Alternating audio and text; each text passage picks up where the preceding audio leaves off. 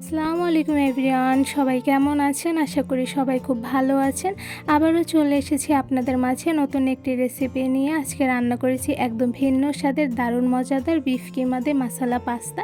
এই মাসালা পাস্তা রান্না করা কিন্তু খুবই সহজ, শুধুমাত্র ঘরোয়া অল্প কিছু উপকরণ দিয়ে কিন্তু খুব সহজে এই মাসালা পাস্তাটি তৈরি করে ফেলতে পারবেন। এইভাবে একবার যদি রান্না করে সবাইকে খাওয়ান, ছোট থেকে বড় সবাই কিন্তু খুব মজা করে খাবে, কারণ এই মাসালা পাস্তাটা খেতে এতটা মজাদার হয়ে থাকে। মাসালা পাস্তা রেসিপিটি কিভাবে তৈরি করেছি তাই আজকে আপনাদের সঙ্গে শেয়ার করবো। তো চলুন পাস্তা রান্না ফুল রেসিপিটি দেখে নিই। মশলা পাস্তা তৈরি করার জন্য প্রথমে আমি এখানে 2 ধরনের পাস্তা নিয়ে নিয়েছি। আপনার চাইলে কিন্তু এক ধরনের বা অনেক টাইপের মিলিয়ে নিতে পারেন। তো আমি এখানে 2 ধরনেরটা নিয়ে নিয়েছি। এবার এই পাস্তাগুলো আমি সেদ্ধ করে নিব। প্রত্যেকটা পাস্তার প্যাকেটে কিন্তু লেখা থাকে কতটুকু টাইম সেদ্ধ করে নিতে হবে বা কীভাবে রান্না করতে হবে। তো সেই অনুযায়ী আমি পাস্তাগুলো সেদ্ধ করে নিব। পাস্তা সেদ্ধ করার জন্য পরিমাণ অনুযায়ী পানি নিয়ে নিয়েছি, সাথে নিয়েছি 1 টেবিল চামচ লবণ আর 1 টেবিল চামচ সয়াবিন তেল। এবার ভালোভাবে নেড়ে মিশিয়ে নিয়েছি। এবার কিছুক্ষণ পানিগুলো ভালোভাবে গরম করে নিব। গরম পানির মধ্যে সবগুলো পাস্তা দিয়ে দিয়েছি। এবার ভালোভাবে নেড়ে নিব। এইভাবে নেড়ে নিলে কিন্তু একটার সঙ্গে একটা পাস্তা লেগে যাবে না। যেহেতু আমি তেল দিয়ে নিয়েছি তাই লেগে যাওয়ার কিন্তু কোনো চান্সেস নেই। এবার প্রায় 6 থেকে 7 মিনিটের মতন আমি পাস্তাগুলো ভালোভাবে সেদ্ধ করে নিব।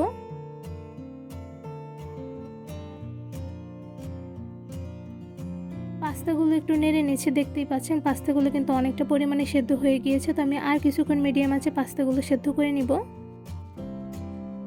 7 থেকে 8 মিনিট ভালোভাবে পাস্তাগুলো সেদ্ধ করে নিয়েছি। এবার একটা ছাঁকনির সাহায্যে সবগুলো পাস্তা ছেঁকে তুলে নিব।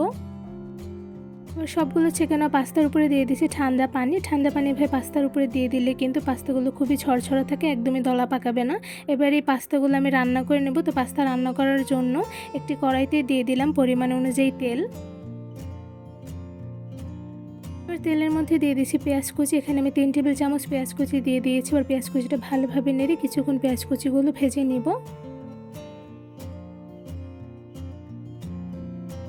চুলার আঁচ মিডিয়ামে রেখে বেশ কিছুটা সময় পেঁয়াজগুলো আমি ভেজে নিয়েছি। তো এই পর্যায়ে দেখতে পাচ্ছেন হালকা একটা কালার চলে এসেছে। এবার এই পেঁয়াজের মধ্যে দিয়ে দিয়েছি বিফ কিমা। এখানে আমি 1 কাপ পরিমাণ বিফ কিমা দিয়ে দিয়েছি। এবার ভালোভাবে নেড়ে পেঁয়াজের সঙ্গে বিফ কিমাগুলো মিশিয়ে নিব।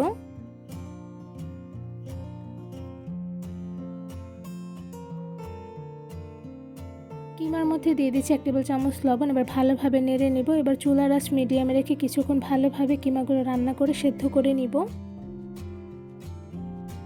বিফ কিমা অনেকটা সেদ্ধ হয়ে গিয়েছে। এর মধ্যে দিয়ে দিচ্ছি আদা বাটা 1 টেবিল চামচ, রসুন বাটা 1 টেবিল চামচ, জিরা গুঁড়া 1 টেবিল চামচ, ধনিয়া গুঁড়া 1 টেবিল চামচ, লাল মরিচের গুঁড়া 1 টেবিল চামচ। এবার ভালোভাবে নেড়ে বিফ কিমার সঙ্গে সবগুলো উপকরণ মিশিয়ে নিব।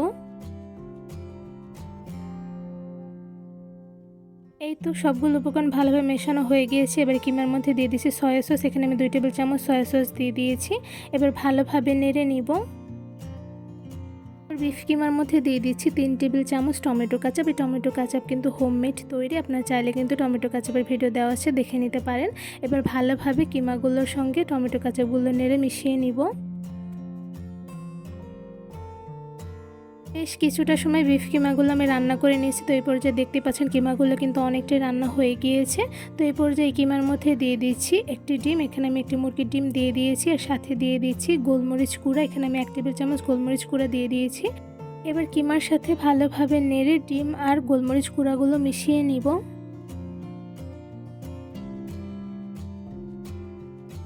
এই তো ভালোভাবে নেড়ে নেওয়া হয়ে গিয়েছে। এবারে কিমার মধ্যে দিয়ে দিয়েছি কাঁচামরিচ কুচি। এখানে আমি 1 টেবিল চামচ পরিমাণ কাঁচামরিচ দিয়ে দিয়েছি। এই টাইমে কাঁচামরিচ কুচিটা দিয়ে দিলে কিন্তু খুব সুন্দর একটি ফ্লেভার আসে। এবারে কিমার মধ্যে দিয়ে দেবো সবগুলো সেদ্ধ করে রাখা পাস্তা, আর সাথে দিয়ে দিচ্ছি একটি ম্যাগি ম্যাজিক মশলা। এবার বিফ কিমার সঙ্গে সবগুলো পাস্তা ভালোভাবে নেড়ে মিশিয়ে নিব।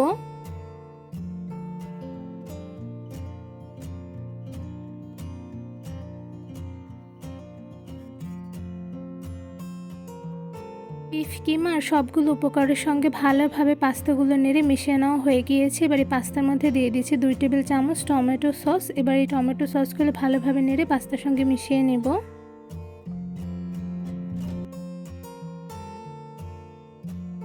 খুব ভালোভাবে নেড়ে টমেটো সসগুলো পাস্তার সঙ্গে আমি মিশিয়ে নিয়েছি। এবার কিছুক্ষণ চুলার আঁচ মিডিয়ামে রেখে পাস্তাগুলো রান্না করে নিব।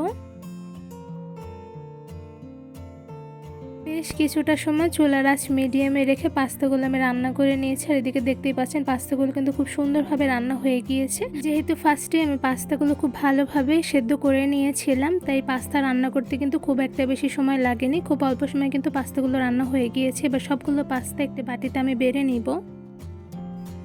এই তো রান্না করে ফেললাম একদম ভিন্ন স্বাদের দারুণ মজাদার বিফ কিমা দিয়ে মাসালা পাস্তা। এই মাসালা পাস্তাটা মাশাল্লাহ দেখতে যেমন সুন্দর হয়েছে, খেতে কিন্তু অসম্ভব মজাদার হয়েছে। শুধুমাত্র অল্প কিছু ঘর উপকরণ দিয়ে কিন্তু খুব সহজে আমার ফুল ভিডিও দেখে আপনার ঘরে বসে এই মাসালা পাস্তাটি তৈরি করে ফেলতে পারবেন। এভাবে একবার যদি এই মাসালা পাস্তাটি বাসায় তৈরি করে সবাইকে খাওয়ান, ছোট থেকে বড় সবাই কিন্তু খুব মজা করে খাবে, কারণ এই পাস্তাটা খেতে এতটা মজাদার হয়েছে। এভাবে একবার রান্না করে খেলে বারবার খেতে ইচ্ছে করবে, কারণ এই মাসালা পাস্তাটা খেতে এতটা মজাদার হয়ে থাকে।